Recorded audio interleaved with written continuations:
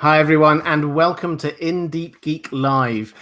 Today, I am very pleased to have on a guest that I've had on once before, and he's one of my favourite people to have on the channel because he's a fount of all manner of knowledge about Song of Ice and Fire. He's been in the community for many years, but I'll let him introduce himself. Aziz from History of Westeros. Do you want to say hi? Hi there. Thanks for having me, Robert. Yeah, it's always fun to come on and talk live about some of our favorite topics, and this is a really good one.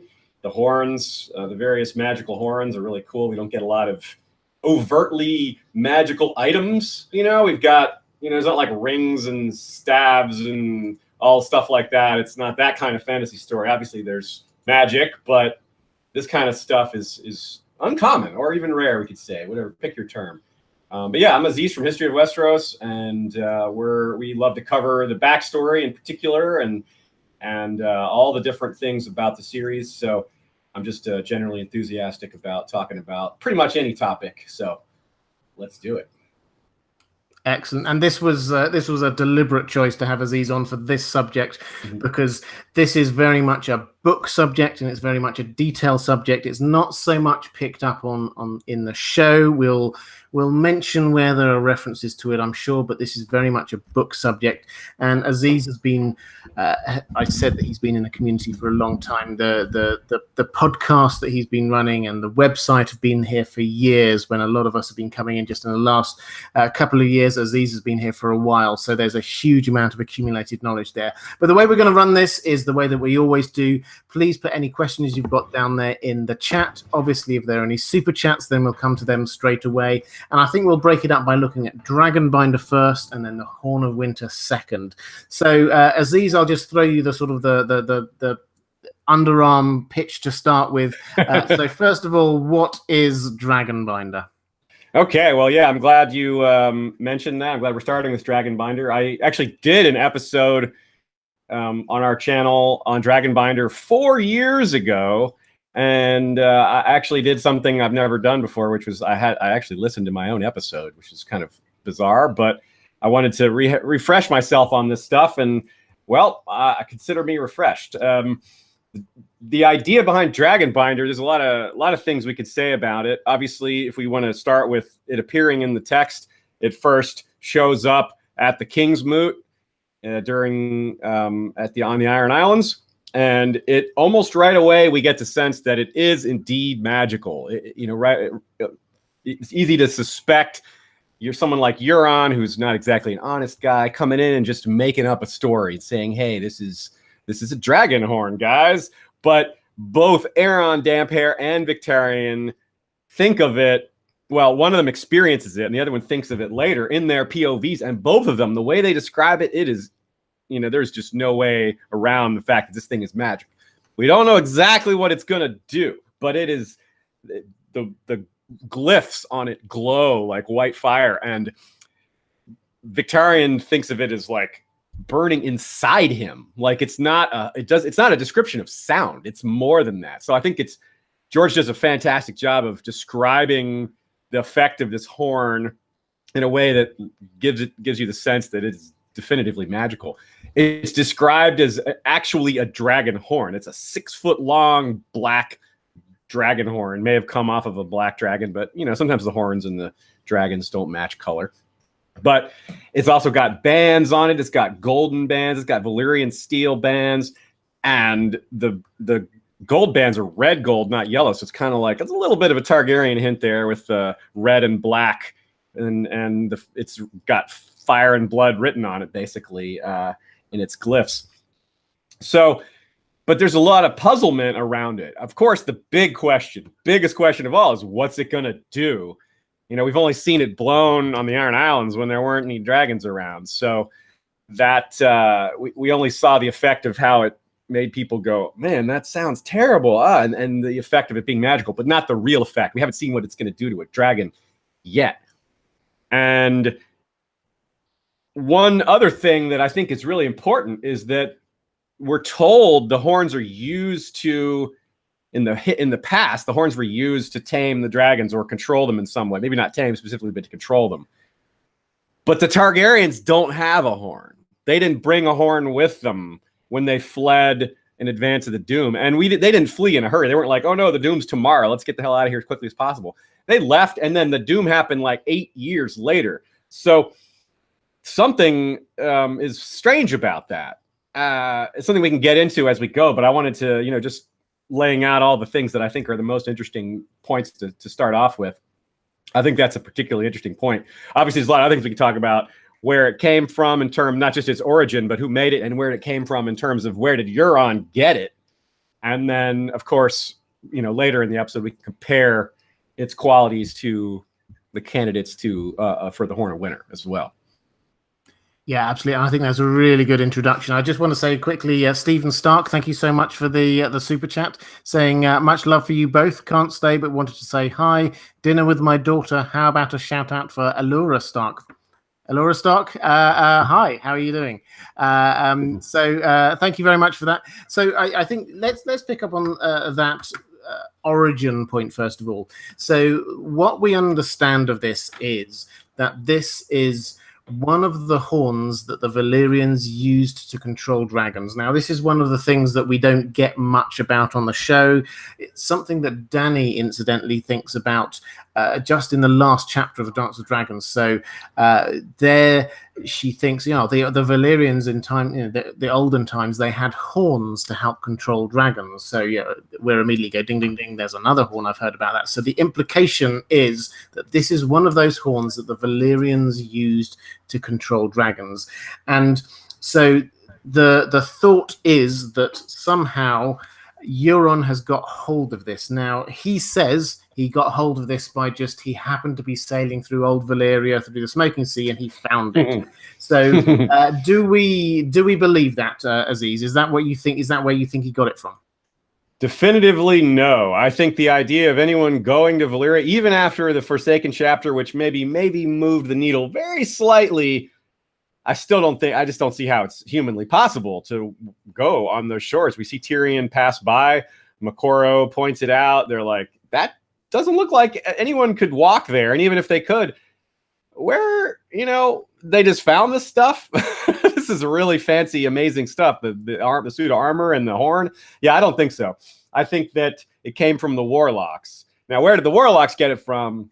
I really don't know, but I'm pretty sure they didn't have it before they met Dany, or else they would have just used it then, right? I think they would have just busted that thing out when they had her close by in the dragon. So that does give some credence to what Euron is saying, because it's the idea that the Warlocks acquired this horn after Dany is like, well, where did they get it? Why didn't they just use that before? It's a little bit puzzling, but I think it makes more sense than Euron literally treading on lava and breathing air that cannot be breathed. So that's both of those are kind of hard to rectify with the stories we're told, but one of them is harder to believe than the other by a lot. So that tends to be where I fall on it. Another thing about this is just the size of the horn, right? It's 6 feet long. I mean, it's not something you carry with you while you're on a dragon, for one thing, let alone the fact that it supposedly kills you by blowing it. So that's a whole nother, kind of issue to get around. Like, well, wait, if this killed people, then how does it work in the first place? If blowing it kills you and then you control a dragon, but you're dead, how can you control a dragon if this thing just killed you? So it's very mysterious. And no matter what, you can't get too far down any rabbit holes with this horn and think, I've got it figured out, because there's definitely some stuff that's a little contradictory. Not that George screwed up or not. I don't mean that at all. I just mean that he's done a good job of making it mysterious by having some things that almost contradict, that seemingly contradict each other, but it's mostly because of the mystery. And without the specific details, you can't actually say they contradict each other, because too much of it's mysterious. Yeah, and I agree. The mystery is all part of this. For me, my best guess is that yes, I would agree with you that I think that Euron got this from the Warlocks. Now, the Warlocks, their bit of story that we kind of sort of pieced together from different chapters around A Song of Ice and Fire is that they, having welcomed in Dany to Karth, and then they get her into the House of the Undying, and they kind of try and steal the dragons, and then she just like burns, or Drogon burns down their house and kills the Undying. And Piat Pri and a few of his friends, obviously slightly annoyed by this, and they set off on a mission to go get her. Now, my best guess is that at some point around there, they thought, well, how do we get our own back against her? We need to capture the dragons. Oh, we've heard about this horn. So they used that window of time to get hold of this horn that is supposed to be able to capture a dragon. And they set sail, Piat Pri and 3 of his friends, in a boat with this huge barrel of Shade of the Evening, this kind of a hallucinogenic magic substance that they drink. And Euron, we know, captures that ship. So I think that is how it gets into his control. That's also why they didn't use it to start with, because why on earth would they just be hanging on to this thing when dragons didn't exist? They probably only went looking for it once they knew that dragons did exist. So that's where I think it's come from. There was I noticed a question in the it wasn't a super chat, it was just in the chat. Misty306 was saying, why didn't the Targaryens have one of these horns? And that we sort of covered that earlier, but I think that is a really good question. It seems quite strange that they didn't. It's because they had a long period of time after they left Valyria and they were living on Dragonstone, and they had dragons. So it seems a bit odd that they didn't have one. Perhaps that was one of those things that just got lost in the mist of time. We think of the in the grand scheme of things, the period that the Targaryens in Westeros is quite short, but it is 300 years. And if you think back in 300 years of our history, that is a long time. So things could have got lost. But this is all speculation. Let's move to this point about what it does. And you said, Aziz, about this slightly contradictory thing where you, in order to use it to gain control over the dragon, you have to blow the horn, but that kills you. Now, what I'll do is I'll read the glyph as interpreted by Makaro, a red priest, and then you can interpret for us what you think this means. So on the side of it, it says, I am Dragonbinder. No mortal man shall sound me and live. Blood for fire, fire for blood. What do you think that slightly cryptic message actually means? Okay, well, I got a couple of things here, and I also want to back up just slightly and give a theory as to why the Targaryens don't have horns, which will also relate to this question. So it'll be a segue a bit. Now, my theory is that the Targaryens didn't have a horn because they didn't need one. They already had some sort of bonding in their blood to dragons, something that they did in their past, maybe something that a lot of Valyrians have. But we see, okay, here's something that's really interesting. If you look at every example of Targaryens trying to ride a dragon that we know of in the Targaryen family tree, none of them are killed or even injured by trying to ride a dragon. No confirmed Targaryens. We have dragon seeds that got burned to a crisp. We got dragon seeds that got injured and got away. But no Targaryens, confirmed Targaryens, none of them have ever been killed by a dragon they're trying to mount. They were killed by like their enemies' dragons, plenty of that. But as far as trying to tame a dragon, not one example. So they didn't need a horn, in other words. So if we are operating under the assumption that they haven't needed horns for a long time, which, to be fair, that is an assumption, but I think it's a reasonable one, then we can get the idea that maybe the horns were something that other families used to steal dragons, like families that didn't have dragons. We're told that on Valyria, there were only about 40 families that had dragon riders. And you got to think that there's hundreds and hundreds, if not thousands, of other families that want to become in that 40. They want to be one of those few. They want to be dragon rider families. And I can't imagine you apply for admission to that. You got to fight your way into that. You got to find your way in somehow. And this might be one of the ways in.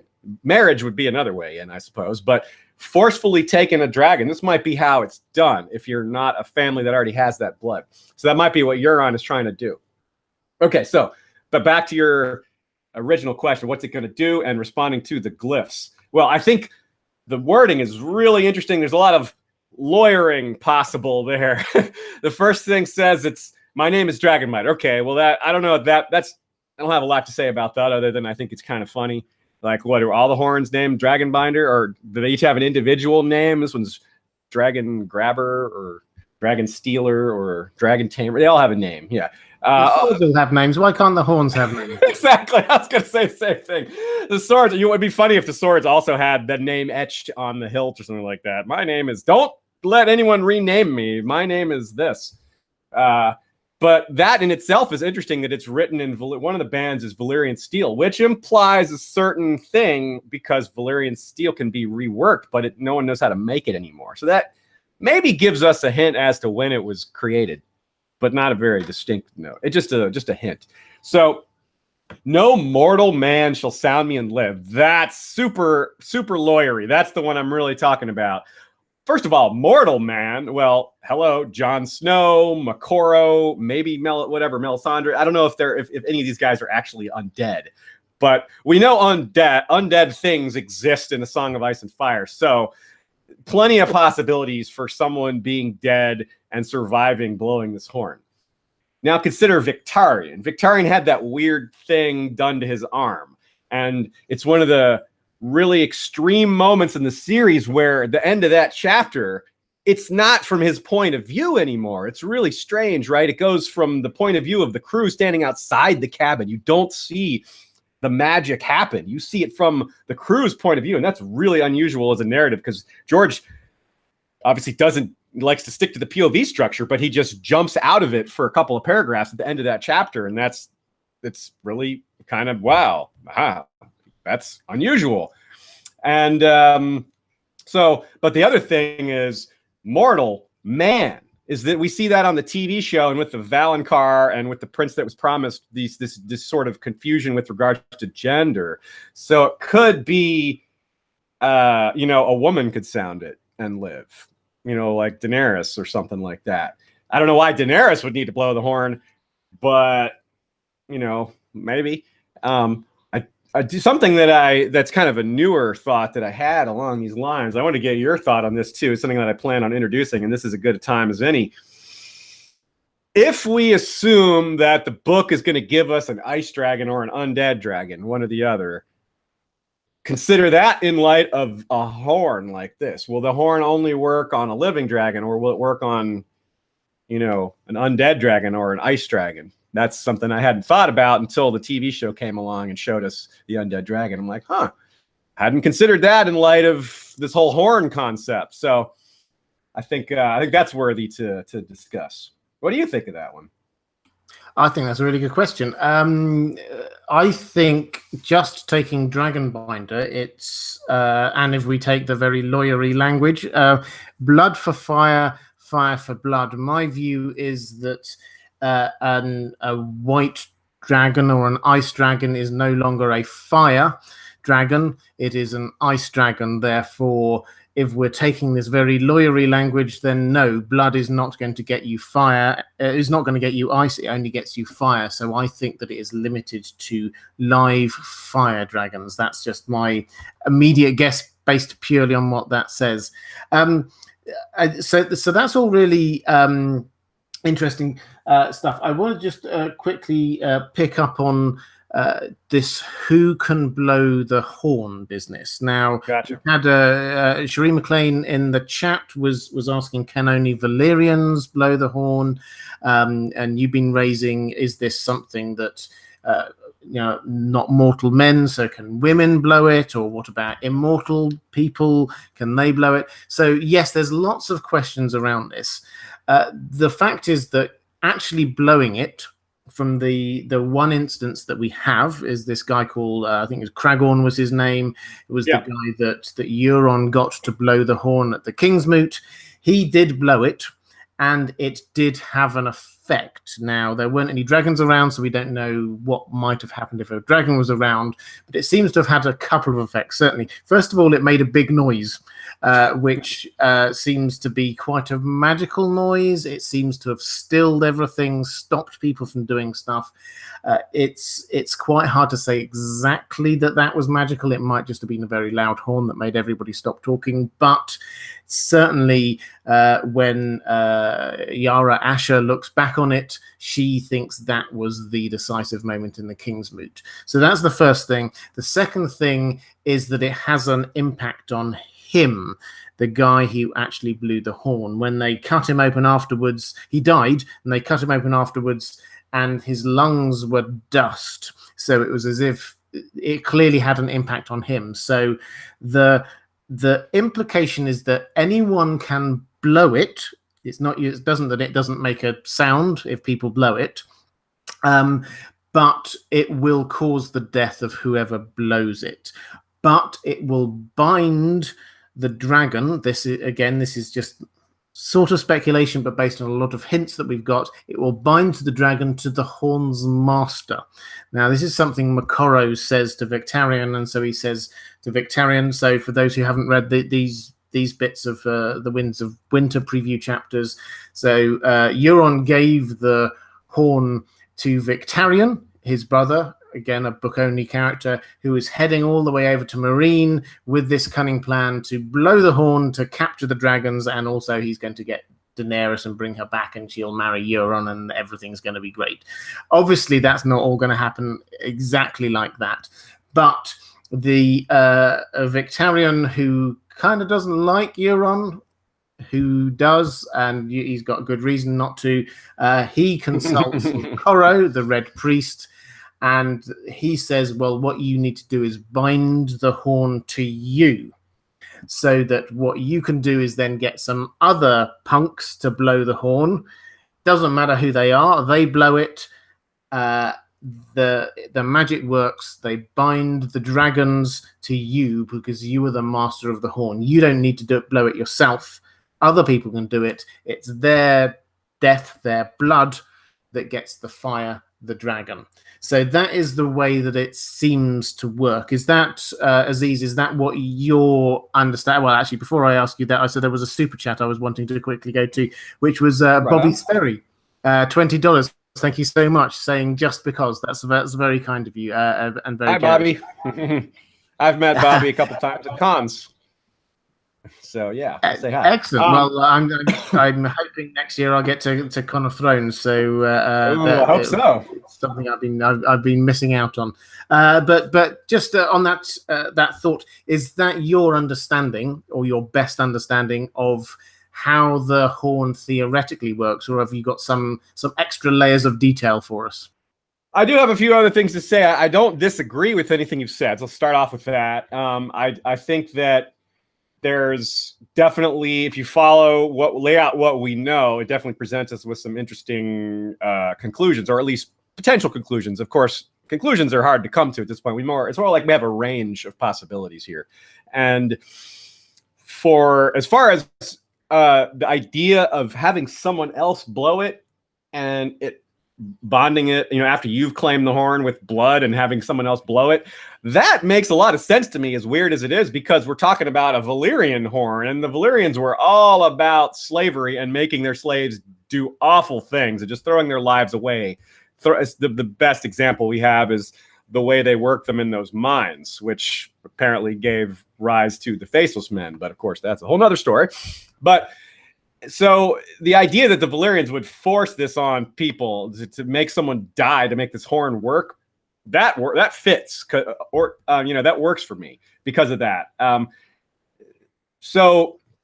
But it's possible that Euron's lying. Euron tells Victarion that this guy dies. We didn't see that body. I do kind of believe him, but we know Euron's not an honest guy, so we have to at least suspect the possibility he doesn't want Victarion to blow the horn himself. By telling him this, he ensures that someone else blows it. I don't know why that would matter, but that it's just a possibility.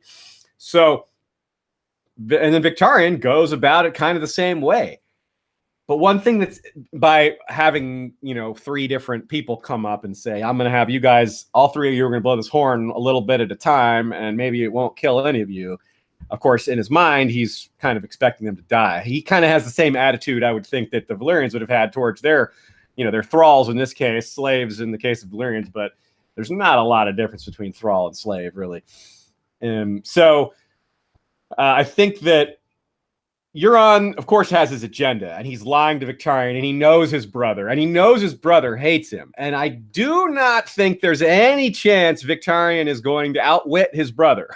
Euron is just operating more than a level above Victarion. Not only is Euron smarter than Victarion, but Euron knows exactly why his brother hates him, and he knows how to play off that. He's a master manipulator, and Victarion is, well, in George's own words, Victarion is like dumb as a post. So you can't really deny it when George flat out says it like that. Nah, not that it's not obvious from reading his chapters anyway. But as far as the his idea of having 3 different people blow it while he there's that scene where he cuts his own finger, drops his own blood on there and smears it on there and says, "My horn." It's like, is this really how you think this works, man? Not that we do know how it works, but I don't think it's that. I don't think it's just rubbing your blood on the horn and saying, "This is mine." But one thing really strange about that scene is Victarion has this strong temptation to blow the horn anyway, even though he knows it will kill him. Even after he's arranged to have these other 3 people blow it, he's still thinking, "Oh, I should just blow this horn. I could take over the world with this thing." It's almost like the horn it's like the One Ring or something. It's telling him to be ambitious and to take over and to be. It's a lot. It reminds me, really, Barry. That's, I know the One Ring is obviously a lot more powerful, but it really, that's the best comparison. It's a great comparison, I think, because it's like he's just having thoughts that are so contradictory to things he's just thought a moment ago, and it's not because he's dumb. You know, he's not. He is dumb, but it's not, this isn't why he's having these contradictory thoughts. It's something alluring about it. It might not be magical. It might just be the idea that this is such a powerful item that so much can be done with it. But Victarion's also really superstitious. We see how he treats the ideas of gods like when he burns those women and he makes an offering to the drowned god and to R'hllor, he picks 7 women too. So it's like 7 women for the 7. Burning them for R'hllor, offering them, sinking them for the drowned god. This guy, he covers all the bases. He's like, all right, I'm covering all the gods here. One of the most superstitious guys we've seen in all the series. So, yet his superstition is inverted when it comes to the horn, because he's not afraid of it. He's not like afraid of the god. He's afraid of the gods and he wants to make sure they have their due. But the horn is tempting him. It's making him become ambitious in ways that he never was. Victarion's ambition is to fight. He didn't want the Iron Throne. He didn't even want the Sea Stone chair during the King's Moot until people were kind of like pushing him forward. He's like, "You should have the Sea Stone chair." He's like, "Huh, yeah, I should have the Sea Stone chair. Yeah." He doesn't have a lot of original thoughts. He's not super ambitious. He just wants to fight. His ambition is to kill people and I'd give half my teeth to fight the Knight of Flowers, he thinks to himself. I'm like, man, this guy legitimately just really wants to fight people. That's his life's mission. So all of a sudden having an ambition to conquer the world because he has this horn it's really striking to me. So I think that the horn, there's more to it. You know, there's magic behind it that's potentially not just about controlling dragons. That's a bit of a tangent, but I think it's all, it is all directly related to the horn, and I think that's just a fascinating thing. I don't even remember what your original question was, but that's where I'm at now. I think it was something like, "Do you agree?" But we'll go on from there. So I think I would let's in a moment get on to where this is going in terms of the plot, and I'll flag up again. I said it at the beginning. I don't think it's going to make an appearance in the show. I think that what we're doing right now for Dragonbinder is just talking about things in the books. So that's where we're going to go with this. I'll pick up on Victarion and what's going on with there in a second when we talk about what's going to happen. But we had a super chat from Klaus Richter, one of my patrons. Great to see you, Klaus. Thank you so much. saying, how could Sheep Stealer be, it says tampered. I'm assuming this means tamed. So for those who don't know, this is a reference back to the Dance of the Dragons, when the Targaryens had quite a few dragons before they all killed each other. And there were, I think, 6 dragons that were not tamed, that were just wild dragons.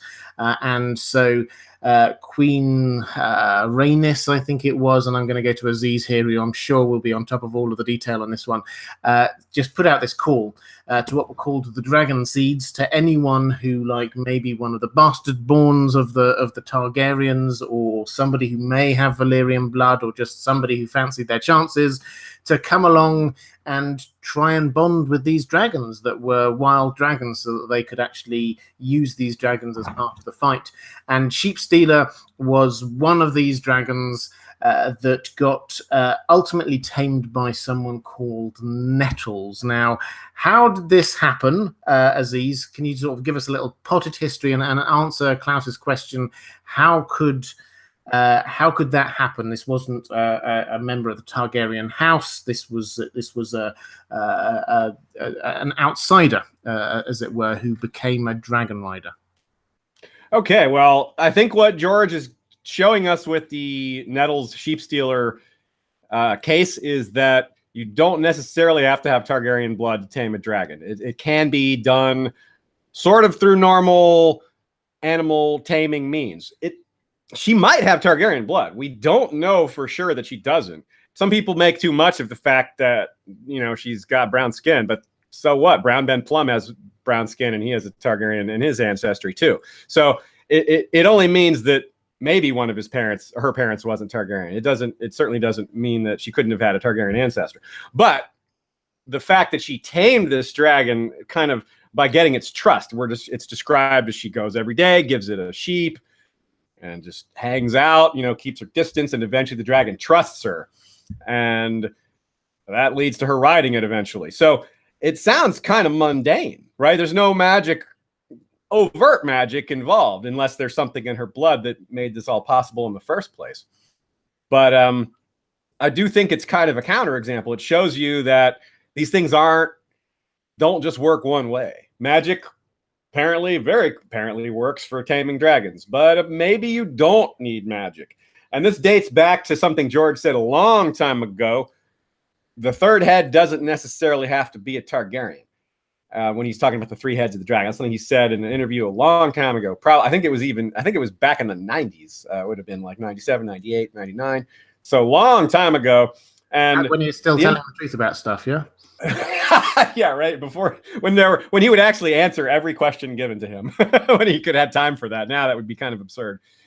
So yeah, it's so he by saying that, I think he was indicating, and of course with George, we always have to remember that he likes to keep his options open. He may not have even decided what he was doing. You know, some people really hate the Targaryen or the Tyrion Targaryen theory, and I'm on the fence with it. I still think it's more likely he's the son of Tywin. I'm open to the idea that he's the son of Aerys, but in between that lies a lot of possibilities. And with regards to this, what could George be saying? Is he saying that the third head doesn't necessarily have to have Targaryen as their last name?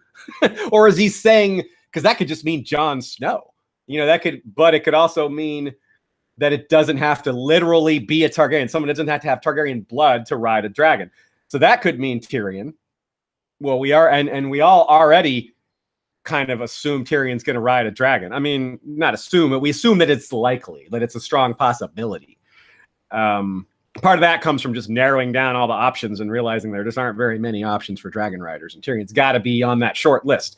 So if Tyrion rides a dragon, we're left with 2 possibilities. Either he's done it because he's got the blood, or because of this sheep stealer thing, where he figures out, because of all his dragon knowledge, he figures out that just feed it and get it, you know, accustomed to you like you're taming any other animal, any other fire-breathing beast that flies through the air and can be reborn through magical means. Yeah, just like any normal animal.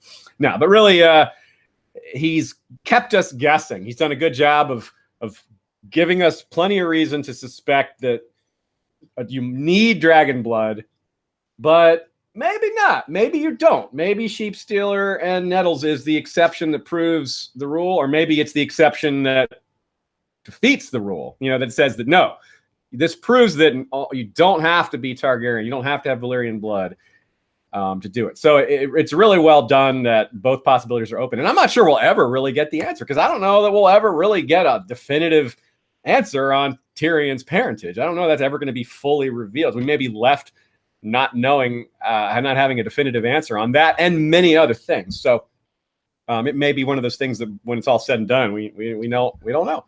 Because George isn't really about explaining magic. He doesn't even explain technology in his other books that are sci-fi. So, so I think that's very wide open, and I think he's giving us, kind of leading us along with the intent to maybe never fully explain it. But I think I lean towards, to make this long diatribe a little shorter, I'll say that I lean towards you don't have to have Targaryen blood. It's hard to do it, but I think that's what Nettles teaches us, that you can do it through just human-animal friendship, regular stuff, no magic.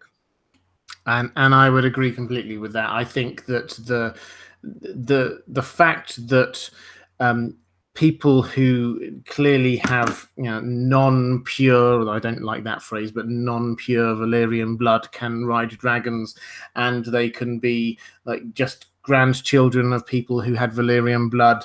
It shows that actually that is not the most important point. There are other things that are going on, other factors involved in this. And what we learned from Nettles and Sheep Stealer is that sure, Nettles may have had some Valyrian blood somewhere, but it doesn't seem likely. The descriptions we have of her are not Valyrian sounding physically. There isn't the blonde hair. The complexion is a lot darker. If there is Valyrian blood, then it's a long way back. So yeah, there are things that are as important perhaps as this kind of Valyrian heritage thing. So that's just a thing for us to be aware of. But let's move on to the end game, the sort of the what next questions with Dragonbinder. So to set the scene, in the books we've got Euron, who has, and we shouldn't believe everything that Euron says, but what he does is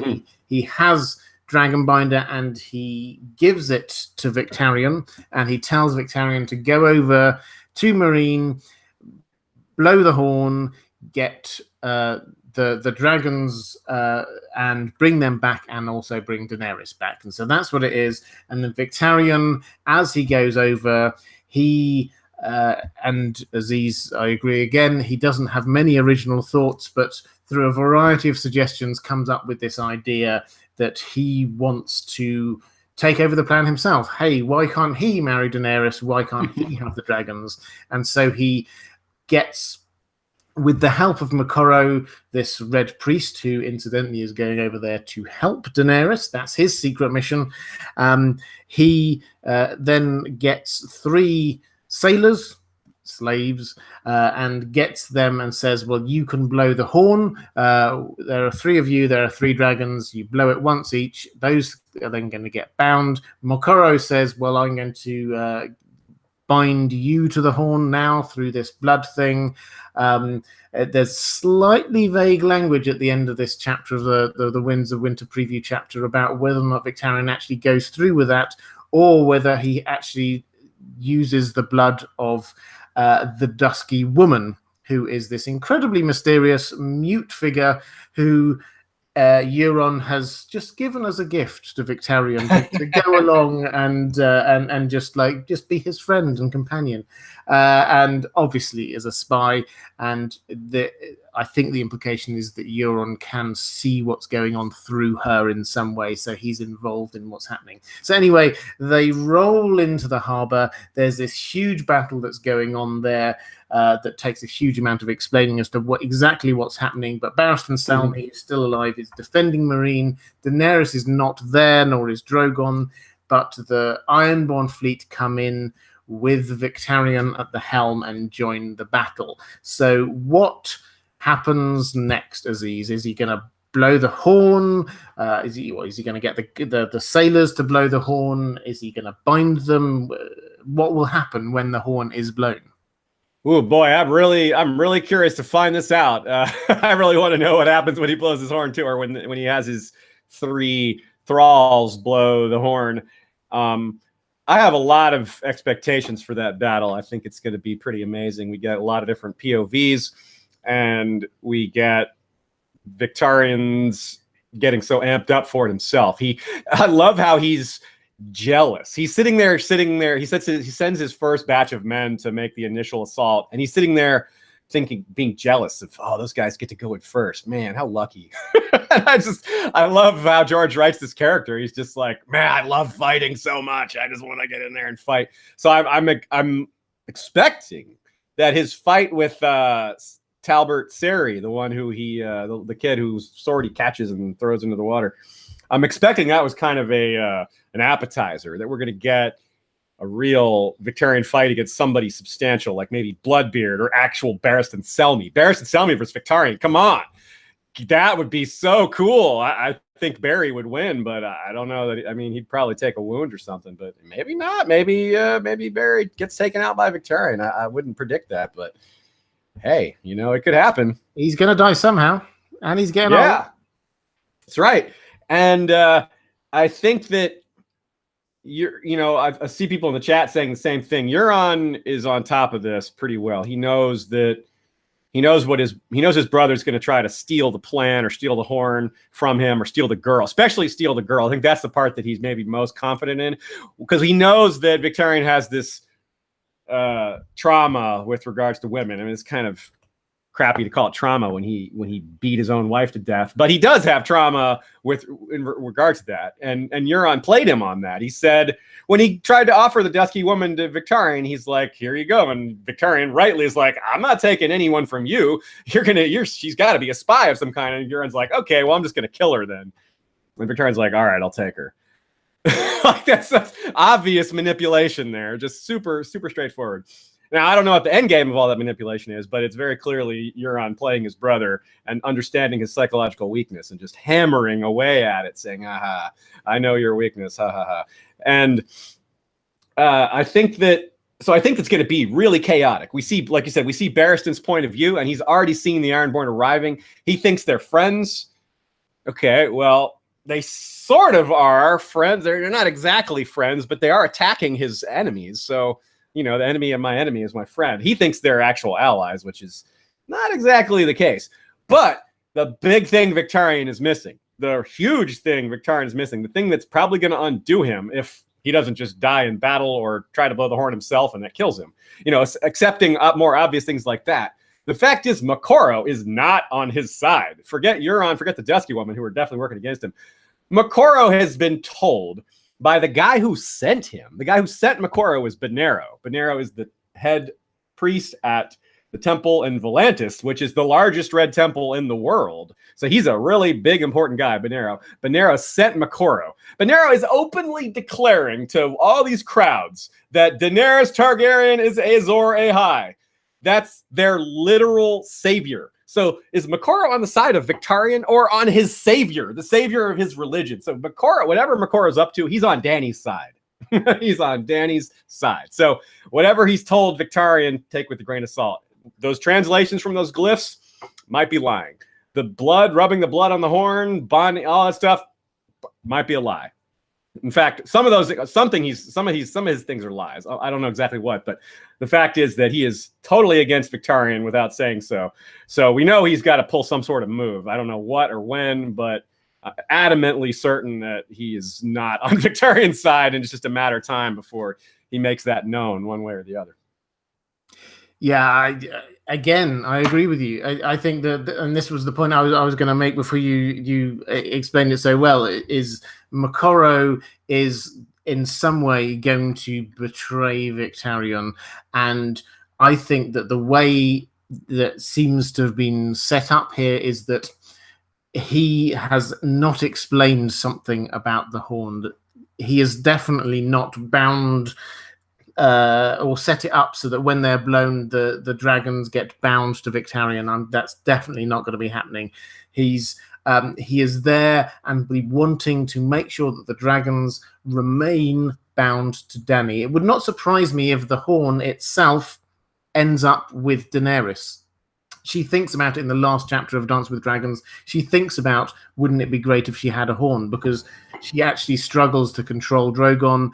And so this would be a way for Moqorro to ingratiate himself with her by giving her the horn that will allow her to control her own dragons. So I think that may well be a way that this might end up.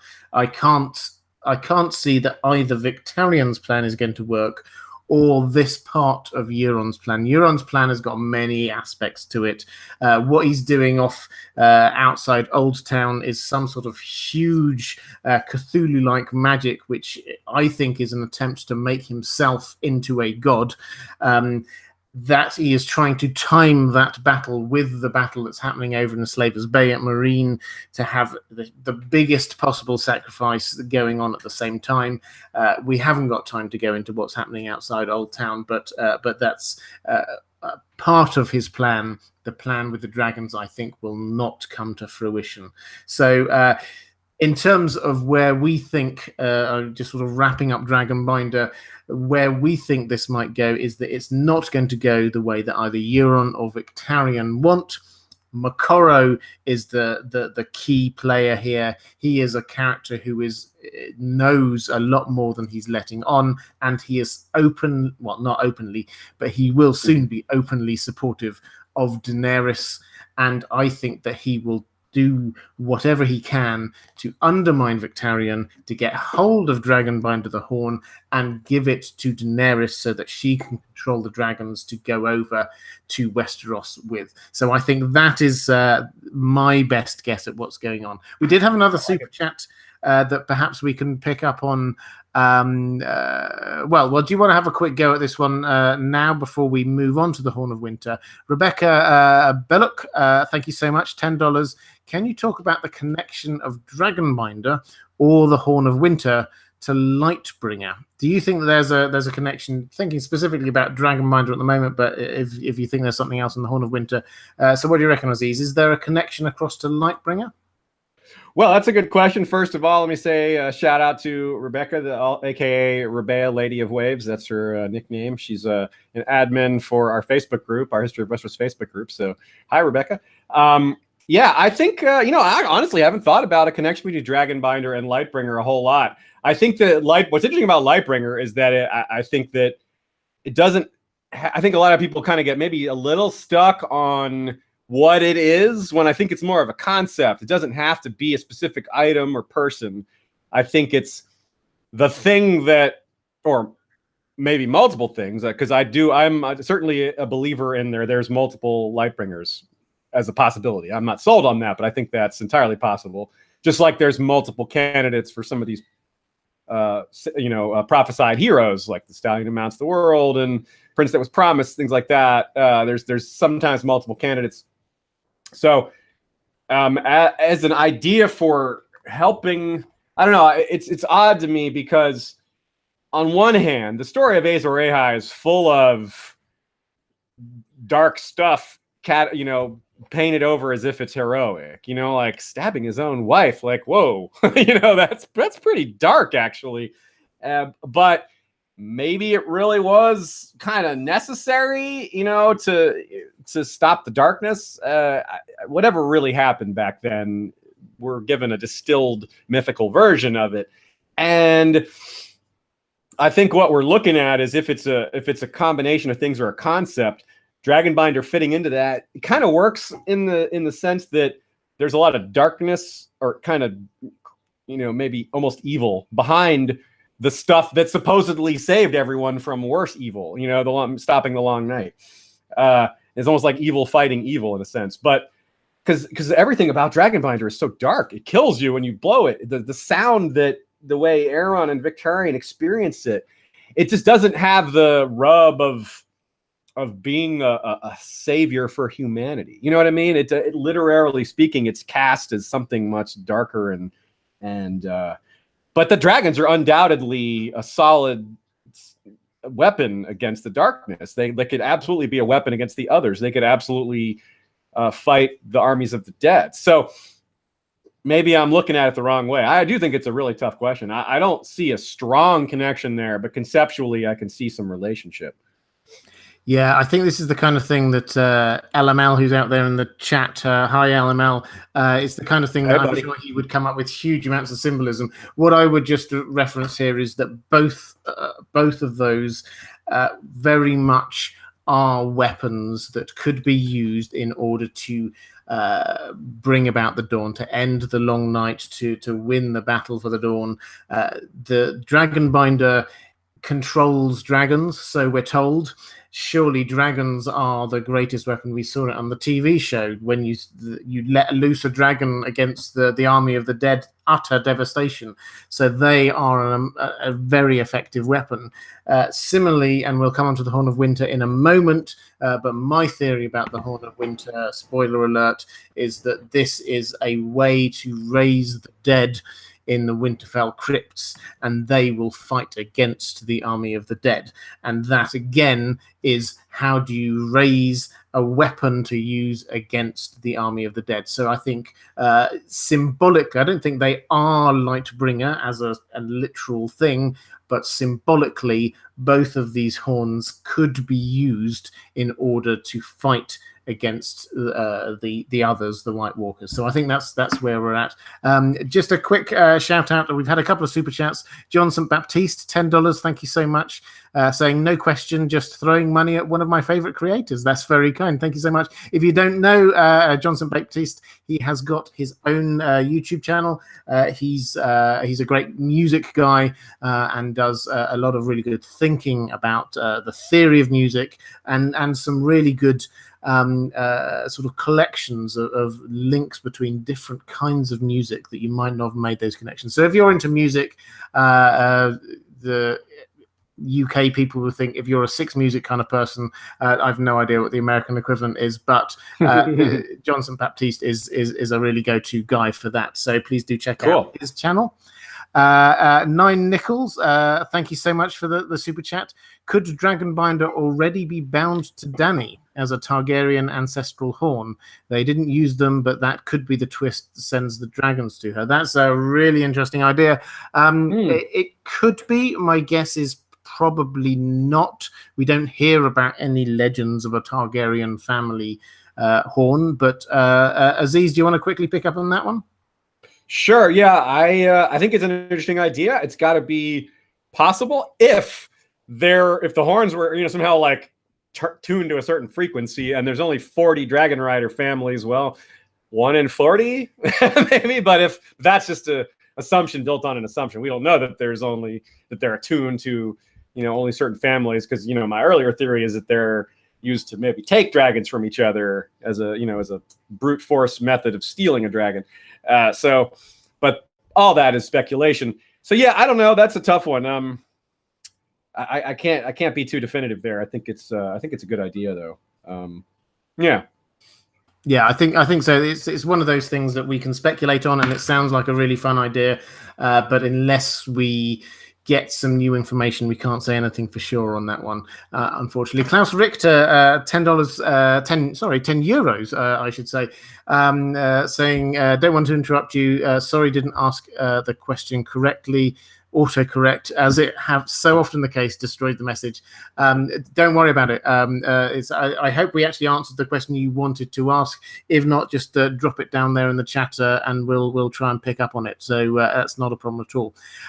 Guys, I want to take a very quick moment to give a couple of messages to my subscribers, to my patrons, things that are coming up, because my new channel, The Well Told Tale, will be launching on Wednesday. For those who don't know what this is something that I'm really excited about.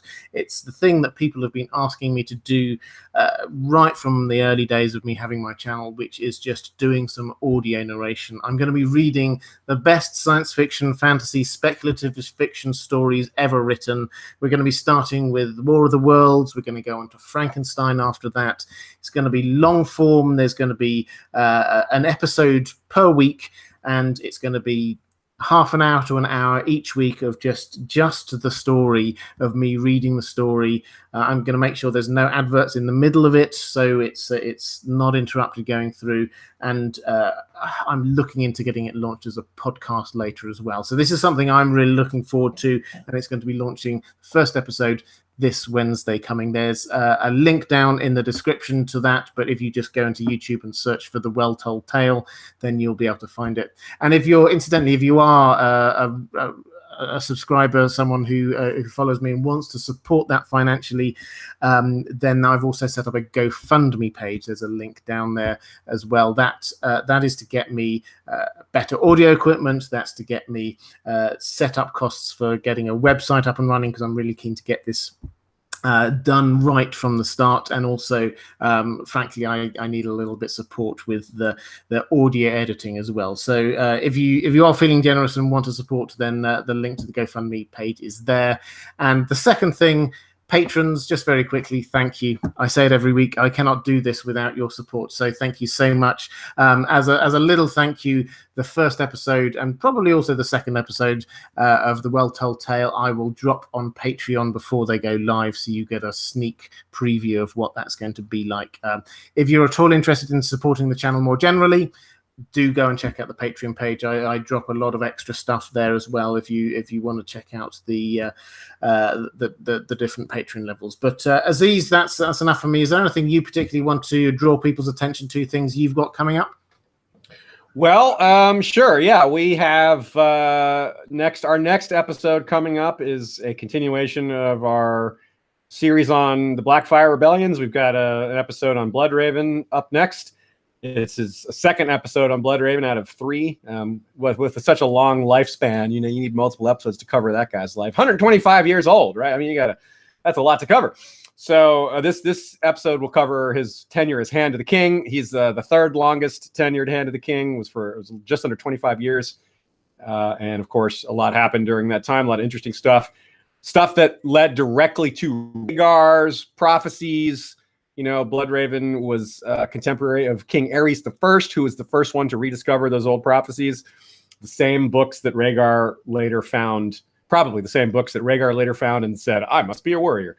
So all huge connection. Bloodraven, Maester Aemon, Aerys I, Shiera Seastar, plus a lot of other stuff. But just that magical connection alone is really fun. And then we're going to be doing a multiple episode series on Nymeria. Not the wolf, but the Queen of the Rhoynar and first Princess of Dorne. So that'll be really fun. And yeah, I'm looking forward to doing those and other stuff. And we're going to, of course, be covering Fire and Blood Part 1 when that comes out. That'll be our main focus for as long as we find inspiration from it, which I think will be quite a while. I'm really looking forward to that. So yeah, that's that. We're also personally traveling to Worldcon, our first Worldcon in California in August, and we'll be attending a reading by George, as well as a live interview held by artist and friend of George's, John Picacio. So that'll be really cool. We'll be we'll probably get to ask him some direct questions, which we've been able to do before. So hopefully we come back from that with some great updates, and if we're lucky, we'll hear a reading of Fire and Blood before it comes out. That sounds amazing, and I have to admit I'm particularly excited by the Bloodraven episodes. It's my I hold my hands up. There's only one tinfoil that I will always give into, which is the if in doubt blame Bloodraven. I just he's such a fascinating character, and you can pin so many different things on him. It's amazing. So what I say quite a lot when I invite guests on, I only bring people onto this channel if I personally recommend what they do. I don't want to be referring people on to just random creators who I don't rate. So I only bring people on if I like what they do. And I have to say, the Westeros History of Westeros, the links are down in the description as well, is incredibly well researched and a detailed look at the world of Ice and Fire, not just like looking at the show or looking at the books, but the whole thing. So if you want to dig a bit deeper, if you just want to understand the depth of the history and the lore and what's really going on, really do go and check out what Aziz does and the whole team over there do in History of Westeros. So that's enough being nice to you. Let's throw a few hard questions. Well, I'll give you another underarm one here to start with. We're going to move on to the Horn of Winter. So we've had Dragonbinder, which is this thing which has theoretically control over dragons, and then we've got this other horn called the Horn of Winter, which is legendary. Dragonbinder just sort of appeared, and then people are trying to figure out what it is. But the Horn of Winter, also sometimes called the Horn of Joramun, is a legendary horn in the north. So, Aziz, what is it? What is the legend? What's it supposed to be able to do?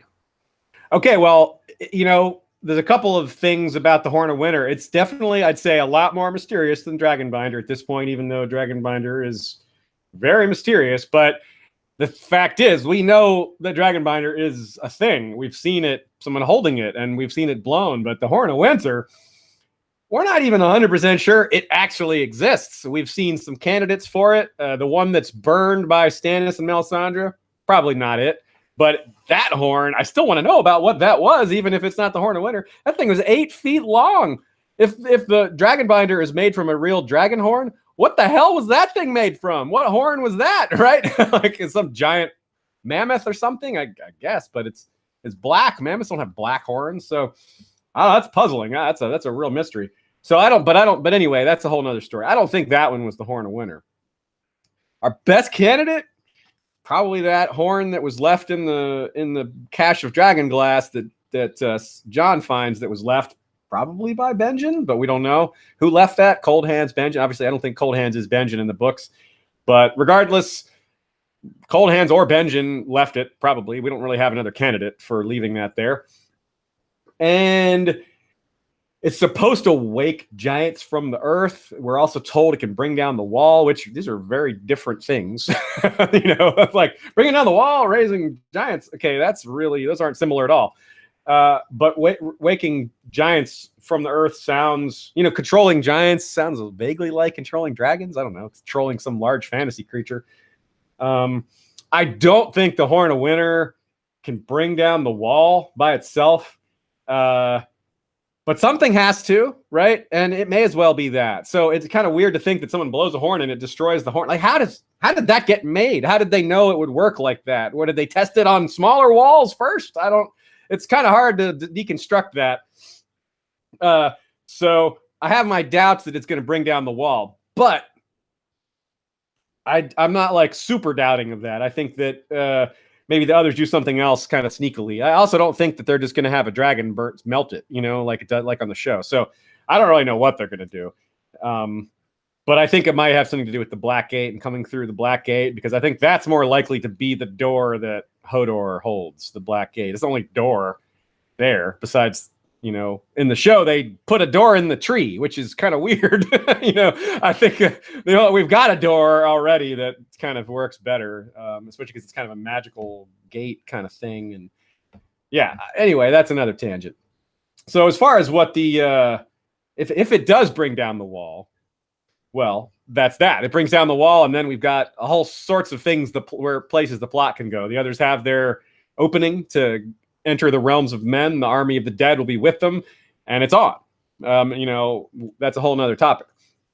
But as far as how it could get blown, well, that horn that was given to Sam that John found in the snow is like busted, right? It's kind of broken, and we almost got it on the TV show. It was shown to us, right? He had it for a while, and then they kind of just like, never mind that.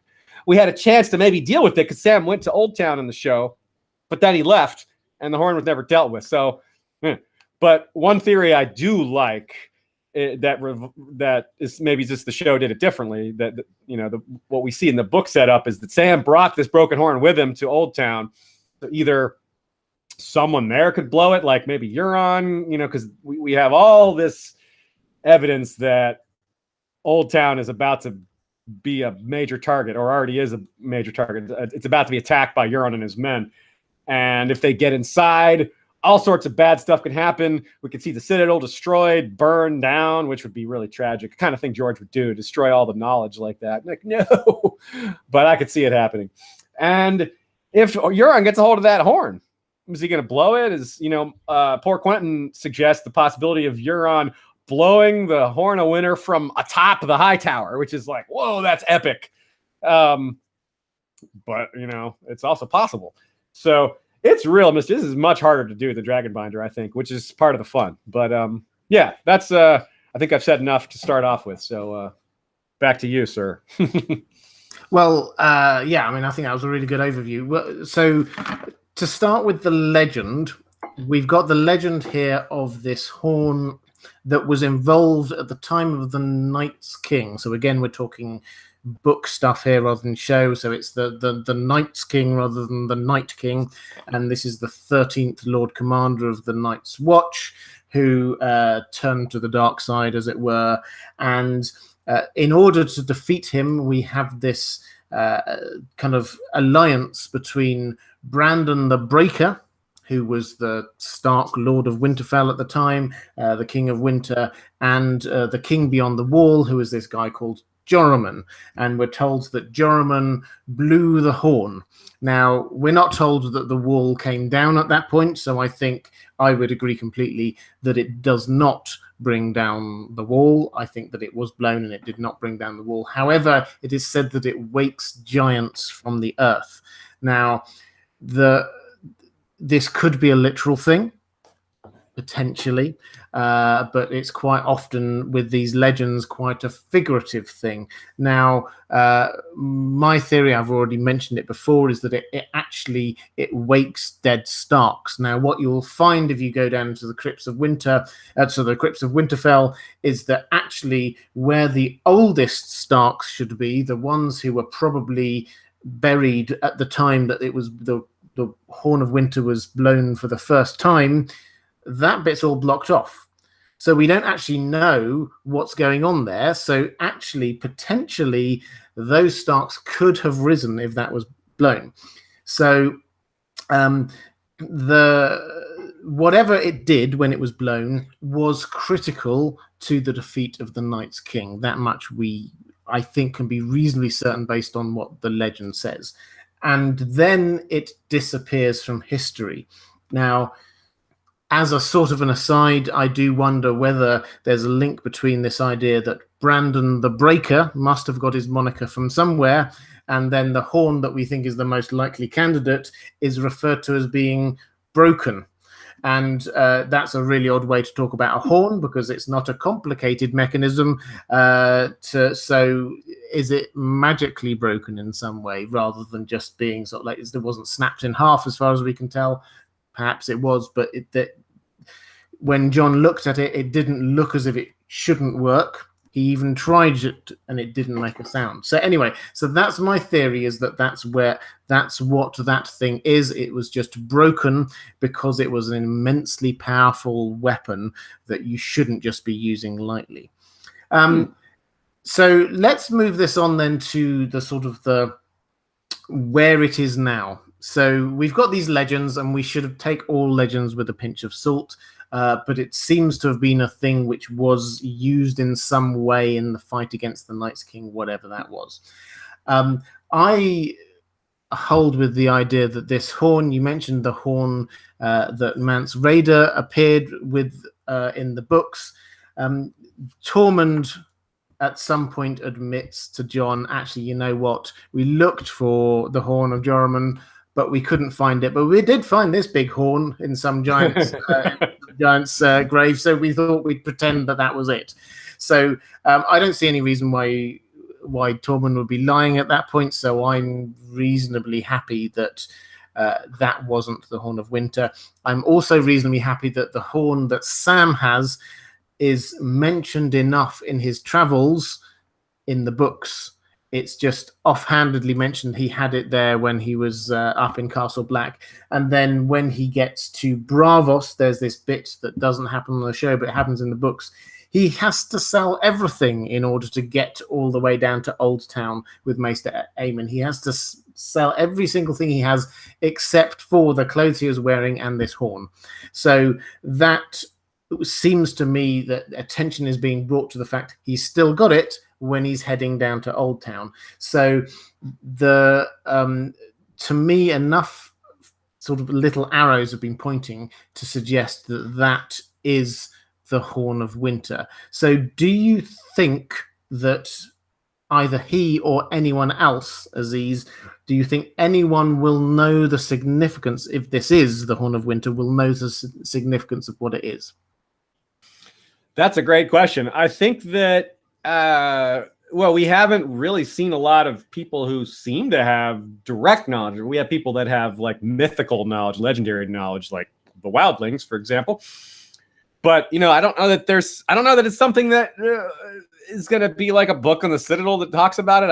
I'm kind of doubting that exists. Although if it does, it might be more likely in the library at Castle Black than down at the Citadel. But one person who might know, of course, Bloodraven. You can always, you know, there's always Bloodraven, right? You got to blame it on Bloodraven. It was Bloodraven. Everything's Bloodraven. Even when he was alive, everything was blamed on him, you know? So, I mean, alive, you know what I mean? He's still alive. Yeah, so I think that it's pretty tricky that way. And yeah. I'm gonna have to think about that one some more. Yeah. Okay. Well, let's go with it. I mean, it was a slightly harder question because, but the point for me is that if you go to Old Town, you are going to the one place in the south that might have the knowledge that you need for this. So we're always looking for hints in the show as to what might happen in the books. I think one of the things that is quite clear is going to happen is that Sam is going to get to Old Town, and regardless of what's going on with Euron sort of on the waters outside it, Sam is going to get some knowledge while he's there. That is what Sam does. Wherever he goes, if he finds a book, he reads it. So he's going to find some knowledge. And exactly what that knowledge is, I do not know, but I'm also reasonably certain that when he heads back up north, as I think he will go with knowledge, and he will, if he still can, go with the horn back up north. That's that. There is no reason for him to leave it. He's carted it all the way down south. This is now his only real link back up to John, as it were. So I think that if it is within his power, he will head back up north with the horn and whatever knowledge he has. Maybe, not saying it will be, but maybe that knowledge will be what that horn is. So yeah, I think that's a good point. Yeah. It's like, especially if you look at how his arc at Old Town in the show, just for the high points, because obviously we can't keep the, you know, it doesn't tell us everything. We can't go too far with the show in terms of what we expect to see in the books, but that is what happened at the Citadel. He went there and learned things. He learned about Rhaegar being Jon's dad. You know, that was huge. And then we have that confirmed from Bran's visions. And he is bringing something north with him that isn't just knowledge. He's bringing Heartsbane, right? He stole his dad's sword. He's not wielding that himself, I don't think. That thing is gigantic, and so it might be kind of a foil instead of, in the book, instead of bringing his dad's sword north, which it would be kind of, I don't know that they need one more Valyrian steel sword.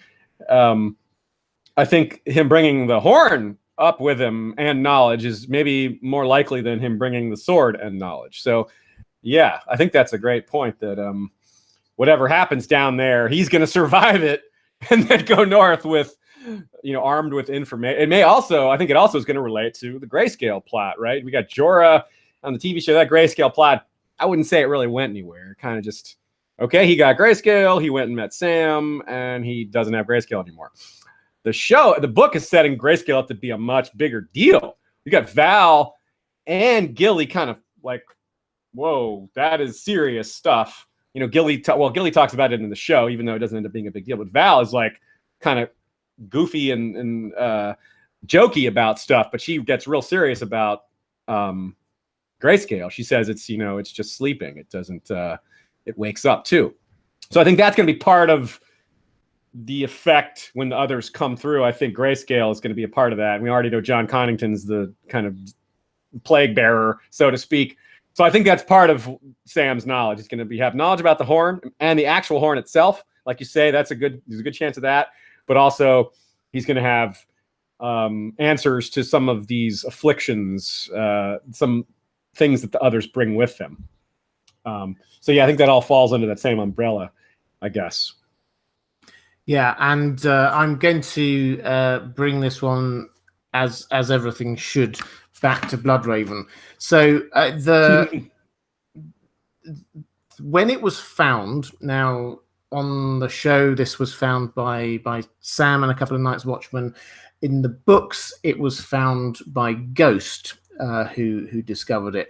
Now, there are, I think, in the books quite a lot of hints that Ghost is being warged into, skin changed into by Bloodraven. But whether or not you agree with that theory, Ghost discovers it, and what he discovers is under a lot of newly dug earth. So this is something that's been put there recently, wrapped inside a black cloak, so it sounds like a Night's Watch person's cloak, a bundle of dragon glass and the horn.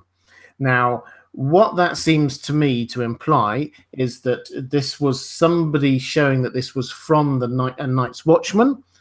Bloodraven was a Night's Watchman, so perhaps this was even his own cloak.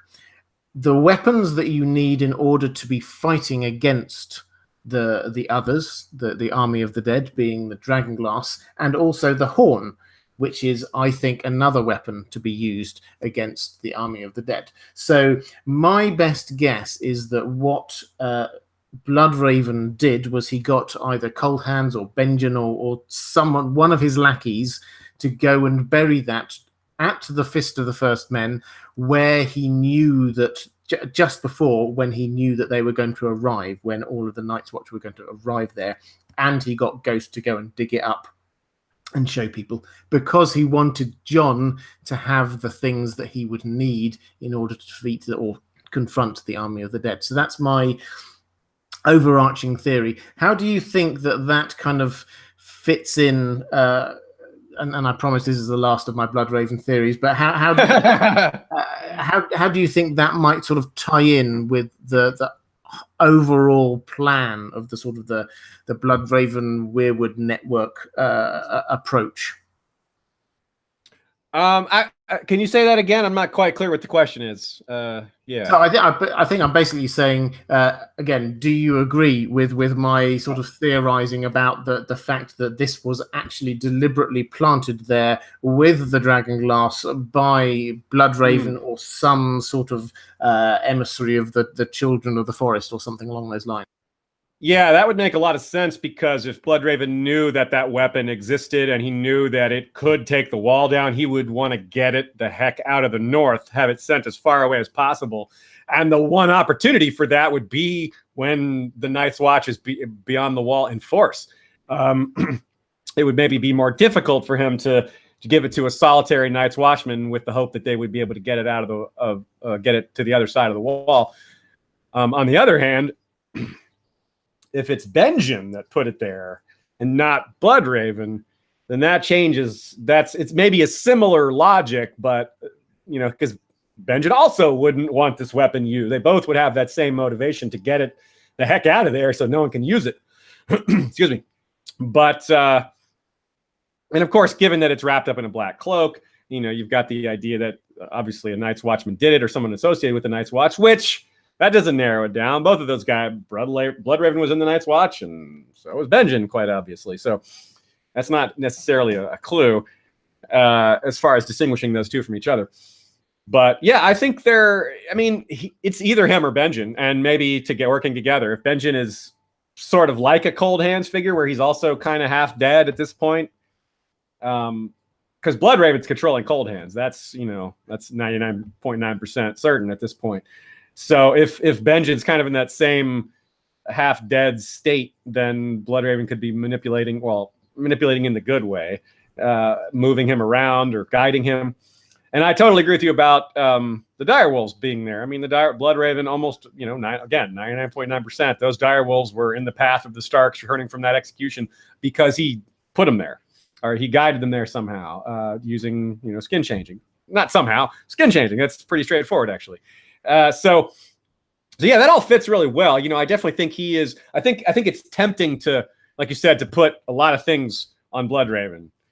But it's correct to also put a lot of things on Bloodraven. He is by far more powerful than just about anyone else who we've seen directly. Obviously, some of the others have all these crazy powers that we're not really clear on, but we don't have any like individual others to say that guy, because there is no Night King in the book yet or at all. So we don't have individual others to break down at this point. So yeah, he's up there. He's more powerful than Melisandre. He's more powerful than just about anybody, really. So it's correct to put a lot of these things on him. He's been watching Bran. He's been in Bran's dreams. He's been there since the beginning. So yeah, he's moving things around. He's probably he may be the reason that Bran talked to Jon when Jon had his first real green dream type thing. When he had his first skin changing experience, that was, he had Bran in his head, and kind of like a Star Wars thing where Snoke kind of bridged the minds of two people. I think that's kind of what happened there. Bloodraven connected them to. But this is all kind of off the topic of the horn. But yeah, I think he did plan it there, and it's more likely that he did that than Benjen, especially if you consider the possibility of them working together. So there's the three possibilities individually. One, Bloodraven on his own, Benjen on his own, or the two together, kind of working together. So I think Benjen on his own is the least likely of those three possibilities. And I think that, but I think the motivation is clear enough. If that's really a powerful horn, and given that they put it there, it can't be meaningless. Like, well, let's throw this horn in there for the heck of it. That'll confuse them. We'll give them the obsidian arrowheads. They'll know what to do with that, but we'll put a horn. They'll be like, what's this for? That'd be pretty funny if it did nothing. But I don't think we're headed for a humorous answer there. So I think that, yeah, it's got to be something. And it was put there by them, one of those guys.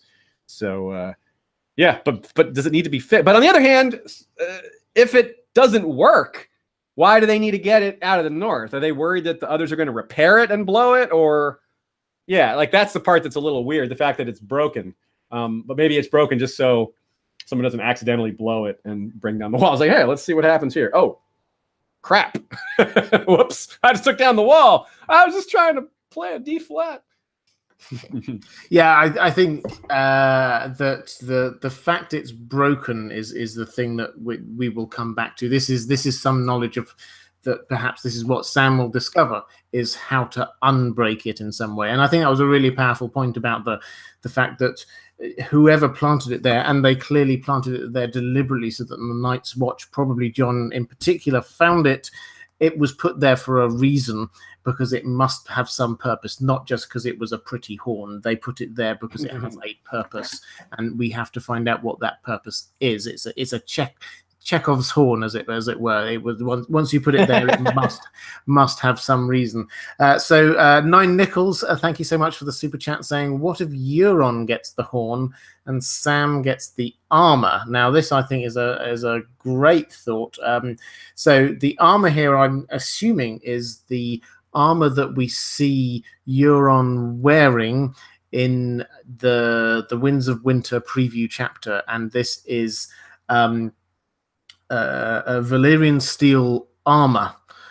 Is the implication that he is wearing something which is just beyond the dreams. If we're thinking about how important just having a Valyrian steel sword is, imagine somebody in Valyrian steel armor, which he bragged about, but then it looks like he's actually got. Now, the reason why that is important is obviously if you're wearing that and you're wielding Valyrian steel sword, then you are incredibly powerful against the White Walkers, against the others. And Jon has a dream where, and the implication is a dream that was given to him. I won't say who probably by, but you can probably guess from what I said earlier. But when he is wearing something that sounds suspiciously like this, I think it would be quite ironic and quite true to how George writes these books if somebody blew the horn expecting it to bring down the wall because they wish to cause mayhem everywhere. Actually, what that does is something completely different, like bringing the Starks back from the dead, the proverbial giants from the earth. So, Aziz, did you have any thoughts on this one, that Sam might get the armor and Euron might get the horn? That's interesting. I hadn't thought about anyone else getting the armor, although it would be, you know, if and when Euron is killed, I would imagine that it's not just going to be left with his body. That's too valuable to just leave there. Someone's going to grab that. That's just way too cool. But I want to mention your theory about the crypts. That's pretty cool. I think that the idea of, you know, the idea of the Starks coming back is pretty cool like that, like some of the ancient ones, and that would kind of maybe explain, give a little bit of extra explanation as to why they have the swords on their laps, you know, if their spirits are kind of, you know, able to do that.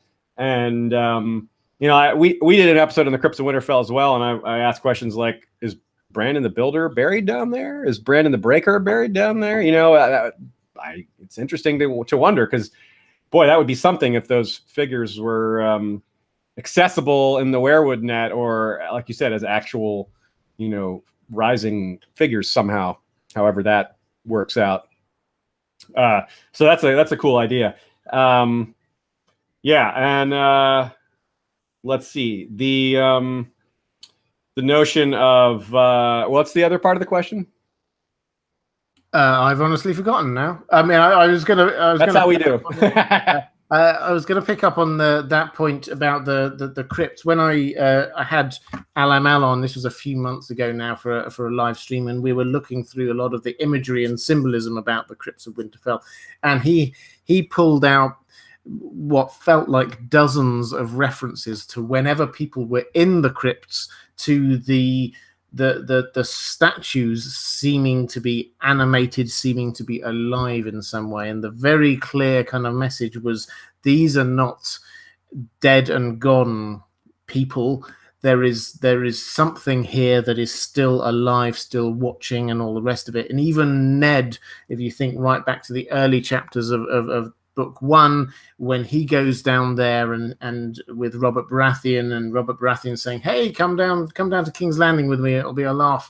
He's there feeling that all of his predecessors as Lords of Winterfell are judging him, and it's very visceral about this feeling that they're not just dead Starks, they're still there somehow. They're still, and when Jon has dreams of going down there, then they are talking to him. It's quite in your face again and again and again, this idea that they're there.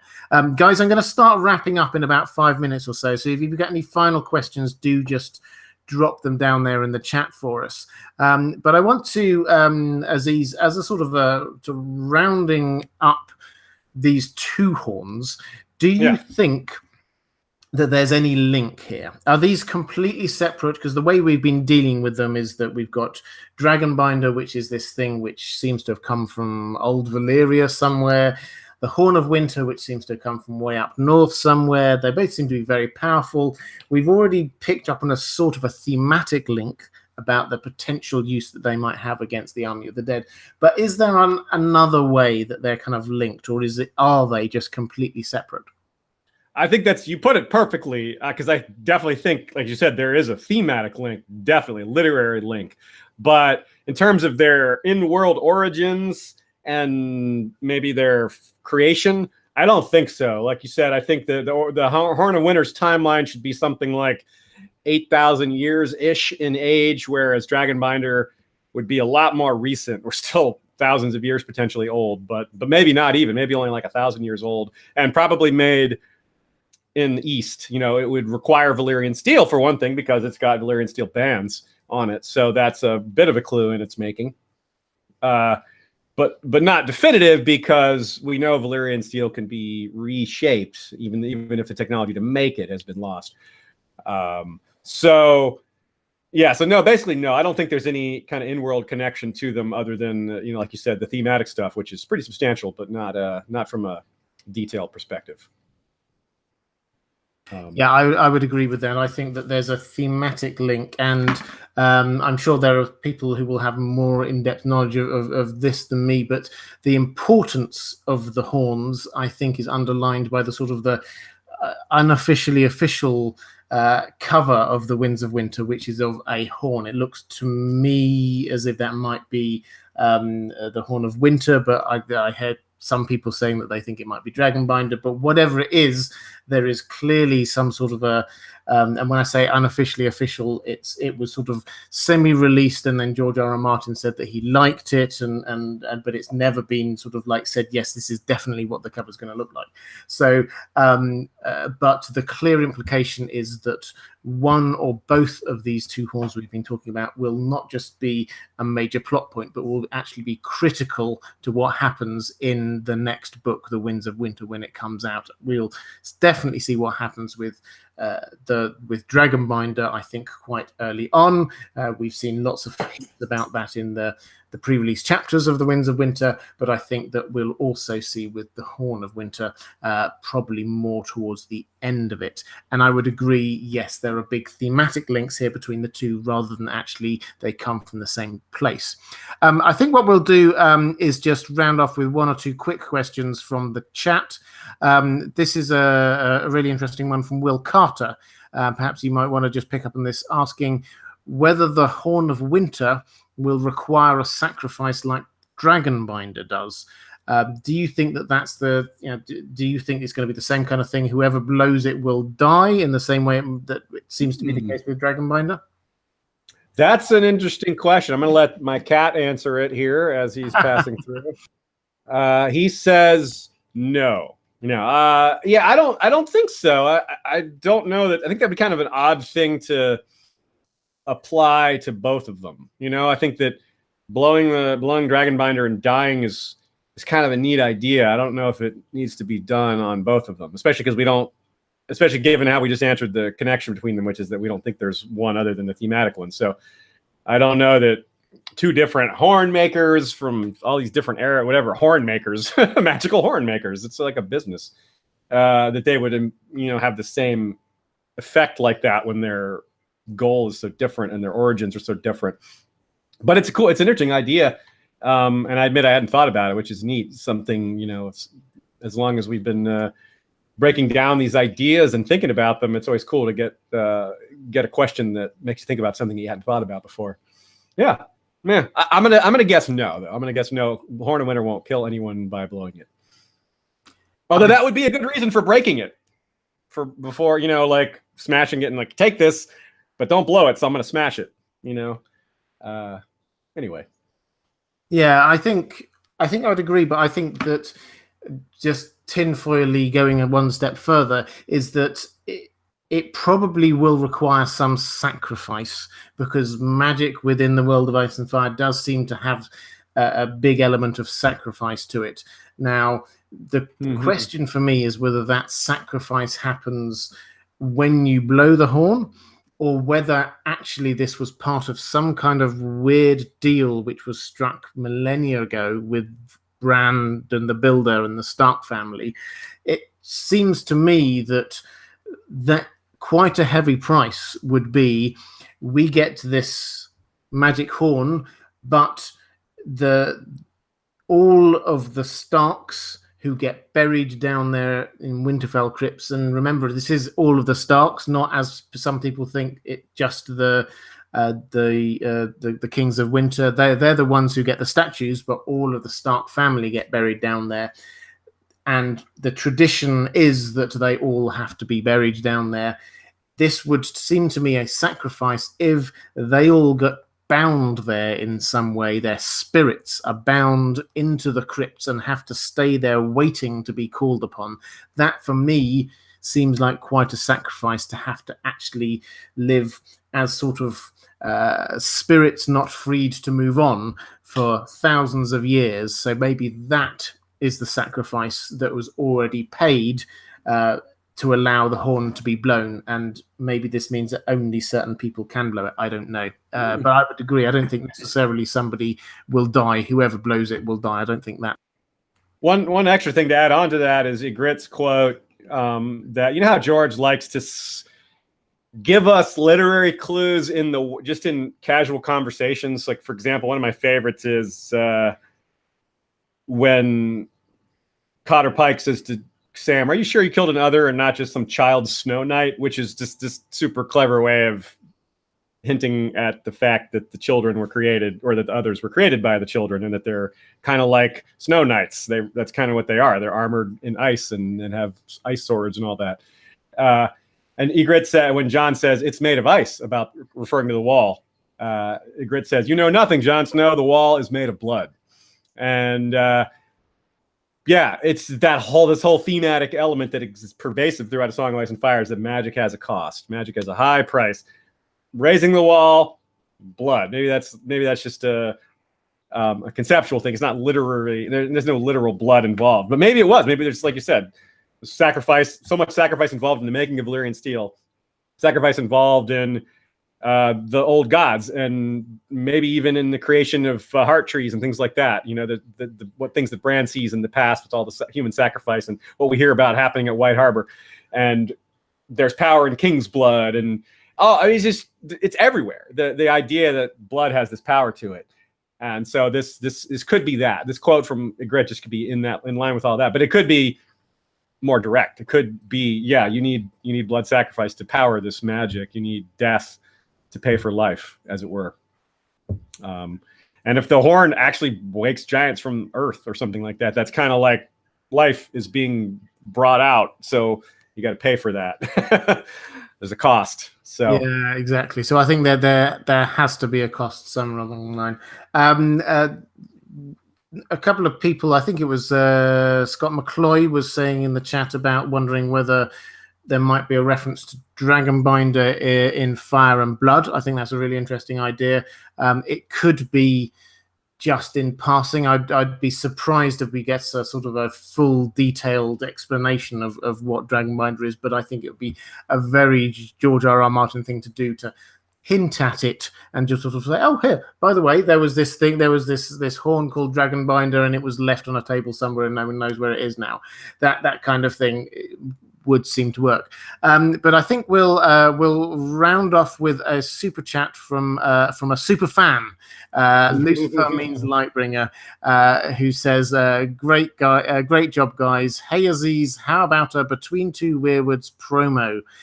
Tell them the topic. Peace, horns high. Okay, well, here's the horns for you. I got the horns as high as they can go right here. So yeah, there we go.